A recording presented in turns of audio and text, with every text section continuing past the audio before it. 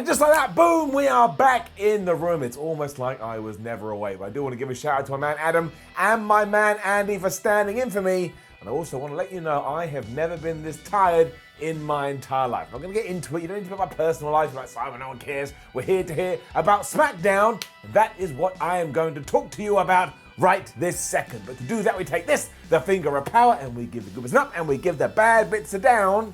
There's a little bit of a spoiler. What the hell happened over the last few months? Raw has become this wonderful petal of goodness, and SmackDown is like stepping into a time machine over and over and over again. Let's up those Smackadowns.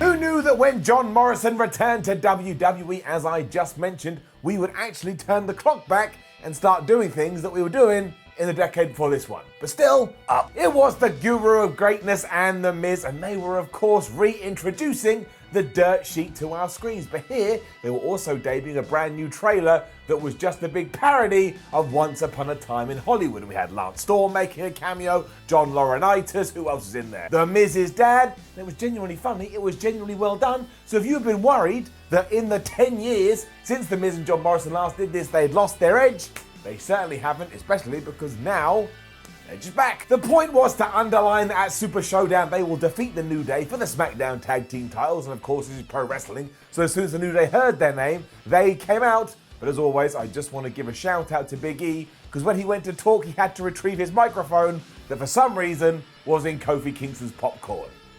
The man is a hero. The champs thought the trailer was the dumbest thing they'd ever seen, and the Miz and Morrison were saying, oh, we don't care what you think, ha ha ha, fake laugh, because we are the best tag team on the planet, which then very oddly brought out the Usos, because they wanted to let those two know, no, you're not the best tag team on the planet, besides, you've never beaten us. And if you thought, oh, okay, I guess it's going to lead to the Miz and John Morrison taking on these two, you'd be wrong, because then Rudolph were here, Ziggles and Bobby Roode, and they attacked the Usos, and so we're going to get that match instead. So we kind of veered off center here, like you thought you were going this way, and all of a sudden you were going over there. It's like you wake up, you want to have breakfast, and you end up having dessert. But it did finish with that match, you know, the Usos versus Bobby Roode and Dolph Ziggler, and while I feel like I've seen it 1,000 times, it was fun getting up. So yeah, it was no different to what we've seen recently, but the big takeaway, the big key, is that what the hell are we doing with Ziggles and Bobby Roode? Because they don't seem to be Baron Corbin's lackeys anymore. They never win, they're not a particularly good tag team. So what does the future hold? It was the double super kick followed by the big splash onto Bobby, which allowed the Usos to win. And I will bet you this, I will bet you all the money in my wallet right now that at one point over the next 2 to 3 weeks, we will see this match again. Because like I say, SmackDown loves repeating itself. Alexa Bliss was then talking to Nikki Cross in the back and saying that she is going to win the #1 contender match later and go on to face Bayley for the championship.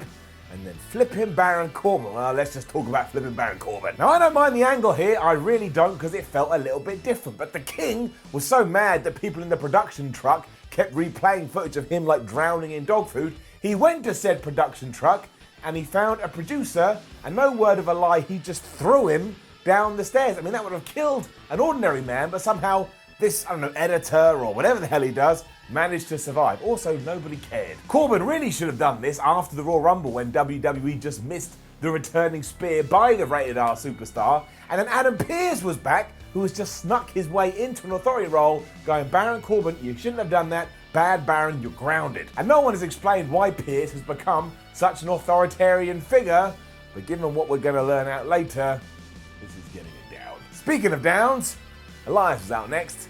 Down. Now this wasn't his fault at all. He sang his song and of course got interrupted. Something that even Elias brought up has now become ridiculous because he has tried to finish a song for the last 24 months and somebody always drags their ass out to the ring during it. It was Sami Zayn and Cesaro who did decide to come out at this point, and Sami Zayn had a plan because he was like, Elias, I am still pissed off with what you've done over the last few weeks, so here's what I'm going to do. I'm going to send Cesaro, this bald man right here, I'm going to send him to the ring. He's going to beat you. He's going to whip your ass. He is going to exact revenge. and then we can all calm down. But you already know that's not what happened. Let's bring it down. There it is, the Swiss Superman stock meter, and surprise, surprise, it's at rock bottom, it's at zero. It's like the WWE stock because Cesaro is never allowed to win. And here he got hit with an elbow off the top, and he lost. Not even Sami Zayn on the outside, who was trying to interfere, could do anything to stop it. And that is where the aforementioned down comes from, because Sami Zayn's troop of losers is exactly that. They are of no threat. They have nothing to them. They just lose over and over again. I am pretty sure if somebody went to Vince McMahon and said, yeah, Vince, we found this bald asshole on YouTube. Do you think he could beat Cesaro? Vince McMahon go, yeah, pal, that sounds absolutely brilliant. Book that bald asshole. And I'd be brought in, and 18,000 people, it's a good crowd, 18,000 people would be like, who the hell is that?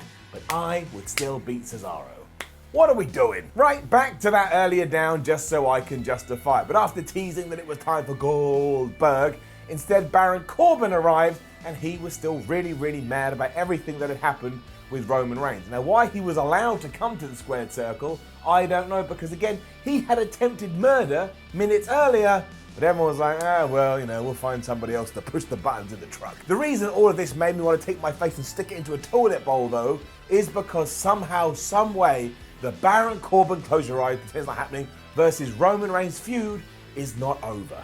What? Now, please remember, ever since Baron poured dog food over Roman back in November, Corbin has not won anything. Singles matches, tag team matches, stipulation bouts. Roman Reigns has absolutely destroyed him at every turn, and yet he thinks he has the justification to come out on SmackDown and go, I'd like one more match, please, because Roman, you haven't really proven myself. And to make it even worse, the big dog is all like, yeah, sure, bro. Let's just do it again. Why and how and why and how? The program has already peaked, right? It's already peaked. That happened at the Royal Rumble. So why do we have to do this again? And I understand it's because Super Showdown, that damn pay-per-view that just gets in the way, has to have some matches. WWE never really cares about that event, so they just come up with the obvious. And sure, they're going to do it in a steel cage. And here, Baron Corbin was getting into it with the fans, so Roman Reigns came out to make the save. But do I want to see these two in any kind of match? The answer is no. Even if somebody rang me up and they said, Simon, here's the deal.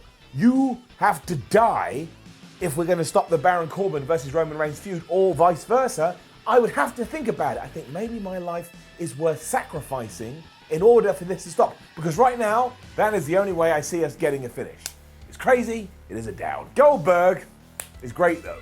Up. And it did kind of suck that he wasn't in the building live, and I bet if you had gone to the venue thinking he was going to be there, you would have been really disappointed. But one, you know, he's my dad, so I'm really biased, and two, quite intrigued by the program he's now been put into. In short, at Super Showdown, it is going to be my man Bill taking on Bray Wyatt / The Fiend for the Universal Championship. And it is kind of bizarre that these days you can get a title shot just by yelling at people on Skype. I guess it is 2020. And that's exactly what Goldberg was doing when he was interrupted by Bray Wyatt with a very special edition of the Firefly Funhouse, because he was pretending to be a newsreader here, and he had breaking news, which was basically taking shots at Goldberg. Because Goldberg is crazy and like to, smash his heads into door, he was like, I'm not going to be played by any of your mind games, Bray Wyatt. I don't care. And you know what? You're next. He then stormed off. Bray Wyatt did his whole let him in thing. And honestly, this is really interesting, because if you go back through Goldberg's career, he's never really lost that much. But is he going to win the Universal Championship in Saudi Arabia? I highly doubt it. So that does mean Bray Wyatt gets another scalp, and it's that of Bill Goldberg, and WWE treats it right? I think that does wonders for our current Universal Champ. All we got to do is play to each guy's strength. Don't do what we did with The Undertaker and Goldberg last year. Forget all of that. Keep it short, keep it spooky, keep it intense. Like I said, I'm really, really intrigued. I think with the right ingredients, this will be different and maybe even quite exciting.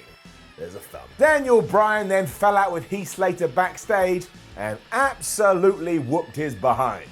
He's getting it up. For some reason, Slater was really concerned about Daniel Bryan and why in the hell he had accepted that strap match at the Royal Rumble. And he went to him, in the backstage area, and he went on and he went on and he went on, and he bleated and bleated and bleated. Unsurprisingly, Daniel Bryan was like, Heath Slater, I don't care about this. Shut up. I'm dealing with a lot in my head. In fact, now you have pissed me off. go to the ring, we're gonna have a fight. And they had that match, and honestly, it barely lasted a couple of minutes. And Heath Slater got approximately 0 offense in. Daniel punched him, Daniel kicked him, Daniel dived at him, then he locked in the yes lock. Heath Slater tapped out. It was cool though, because now it seems like Daniel is going through another transition where he's been so scarred by everything that happened with Bray Wyatt that he's become, I don't know, like a really aggressive and really angry, crazy guy. He had a grunt face on throughout all of this, so it's really easy to buy into the fact that yes, the Fiend may have scarred him. As for Slater, I'm amazed you haven't figured this out, Heath. All you've got to do is this. You used to be a member of 3MB. You know this, I know this, most people watching know this. But look at Drew McIntyre and look at Jinder Mahal. You have to somehow get fired, that's step 1. Then 2, use your time off to get super jacked. 3, WWE will bring you back and at the very least put you in the world title picture. So we're all just waiting for it, Heath. Go get it done. And I fear for the IC title, I really, really do. However, last week I did ask WWE to just start treating it like it meant something. They did that here, therefore, get it up. Braun Strowman was out to say how proud he was that he'd finally won a championship and that it meant even more to him because it was the Intercontinental title belt. It is going to be a long old road, but at least Braun acted like this was the best thing that ever happened to him in his entire life. He just needs the feuds to back it up. As for now, though, it does seem like Shinsuke Nakamura is still the focus because Sami Zayn was out again with his cronies of nobodies, and he was like, Braun, you pissed us off. Just exactly the same thing we'd seen earlier. And they wanted a rematch, and Braun Strowman was like, I will give you the rematch, but of course, they're heels. So they said, we're not going to do it right now. We need time to think about it, which is code word for, we will do it at Saudi Arabia. We will do it at Super Showdown. Braun Strowman, you will win and retain your championship, and then this feud will die. The Super Showdown and all Saudi Arabia events just get in the way. From nowhere though, the Revival of all people did jump Braun Strowman, so I guess they're part of Sami Zayn's Loser Town crew now. And yeah, Braun tried to fight them off for a bit, but he was never going to win the numbers game. He then got kneed in the face by Shinsuke Nakamura. And that was that. Like I said, it's okay. Again, we're holding water. We're doing a holding pattern, which you could just smell all over this episode of SmackDown. But again, at least the IC title actually made it onto television. What a world we live in. Boy, oh boy, do I love Otis though. And I tell you, Otis, if it doesn't work out with Mandy Rose, I will take you on a date just so I can tell you how well you've done recently. Give it the Otis the awesome up. Obviously the big date isn't until next week, but that's what he was trying to get ready for here, using the help of his bid friend Tucker. They were training in the gym together so Otis could look his best, and Tucker was also trying to teach Otis some manners that he was struggling with. For example, he didn't understand how to eat steak with a knife and fork. But Otis, I just want to say this, don't worry about all of that. Don't try and be somebody you're not, because you are enough, my friend. If anybody else can't see that, they are not worth your time. So you go in there, you show them your heart, you show them your passion, and you show them your fire. If they're not interested, you can go and find somebody that will appreciate you. Is the best thing on SmackDown. Sheamus then destroyed Apollo Crews. I don't get it, especially because then Sheamus also destroyed Shorty G. Like the Biscuit was out here afterwards to try and get some, I don't know, to save Apollo Crews or get some revenge against Sheamus. But, you know, the bro kick just took down Apollo, it took down Shorty G, and I don't understand what is going on. Especially because over on Raw, we're pushing people like this. Aleister Black is getting a massive push, and we changed Shorty G's name down. And it's weird too because I love Sheamus, and I'm so happy he's back on TV, but this isn't helping anybody. And this underlines it now too. Anybody that had gone, oh man, no, Shorty G's got a new name, he's gonna go all the way to the top. No, he ain't. He's fallen further down somehow. Our main event was entertaining enough though. It was a match to see who would become #1 contender for Bayley's championship. And it was Carmella versus Dana Brooke versus Naomi versus Alexa Bliss. And it can get up. As for the finish though, what are we doing? Down. Because was it a surprise that Carmella won? Yes. Did Naomi kind of get screwed? Because halfway through this she was brawling with Bayley, who was at ringside? Yes. But is it absolutely preposterous that Naomi, who only recently returned to the company, got a really good reaction and blew up Twitter, not only didn't win here, but took the visual pinfall? The answer is yes. Oy vey, that is what happened though. I mean, she kind of had things all wrapped up when she hit Alexa Bliss with the rear view, but then from nowhere, Carmella smacked her with a super kick, and like I say, got the 1, 2, 3 over Naomi. Why didn't Naomi win here It's what the fans, and apparently loads of casual wrestling fans on Twitter wanted. So it is going to be Carmella versus Bayley, and I can only imagine that is going to happen at Super Showdown, and that maybe our big WrestleMania match will be Naomi versus Bayley for the SmackDown Women's Championship. Again, this was okay to watch, it was decent, but that ending left me scratching my head. Now it hurts when I scratch my head. No hair to protect myself. Which brought us to the end of another episode of SmackDown, and like I said at the start of the show, I really understand WWE's remit at the moment. They've made Raw feel so different and so fresh, and I look forward to each and every week, but SmackDown just seems to be the same show. The Goldberg stuff was interesting because that is different, but Roman Reigns versus Baron Corbin now has been going on for almost 6 months, and even 6 months ago, some people were like, I don't know if I'm into this. So very sadly, and I guess I'm just tired of being a negative Nancy, but there is my overall arrow. It is gonna get it down. Let's put this week to bed and get excited about the next 7 days. Now, don't forget to comment below and let us know what you thought about last night's episode of SmackDown. Like, share, and subscribe. Head over to WhatCulture.com, read yourself some articles. Follow WhatCulture on Twitter, WhatCulture WWE. Watch more videos here on WhatCulture Wrestling. My name is Simon Miller, officially the tiredest man on the planet. Now I'm gonna sit down and question my life choices. I will see you soon.